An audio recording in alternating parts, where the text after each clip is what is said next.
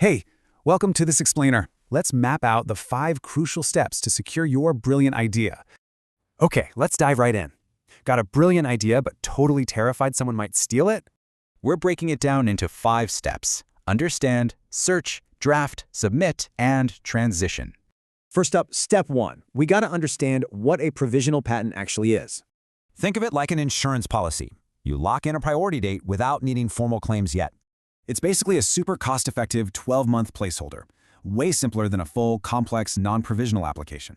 Plus, you immediately get that cool patent pending status. It deters competitors and really wows early investors. Okay, step 2. You absolutely need to conduct a thorough patent search. Searching big databases like the USPTO, APO, or WIPO really minimizes your risk of accidental infringement. Crucially, this search lets you creatively tweak your invention. You want to make absolutely sure it stands out. Moving to step 3, it's time to draft a super detailed description of your invention.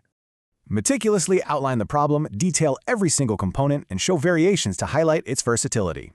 Listen to this advice carefully. Use extremely precise language to avoid any ambiguity with those patent examiners. All right, step 4. Let's actually submit that provisional patent application. Follow this exact workflow. Prepare the cover sheet, attach your description, apply USPTO formatting, and pay the fees. Applying electronically through the USPTO is great. You get an immediate receipt and secure that official date. Finally, step 5, transitioning from a provisional to a non-provisional application. You absolutely must file the non-provisional before this strict 12-month clock runs out to keep your priority. This step means adding formal claims and details to really beef up the robustness of your final application. Wrapping this up secures your long-term protection and unlocks serious market commercialization potential. It's huge. So the 12-month clock is literally ticking. Are you ready to turn that idea into a protected asset?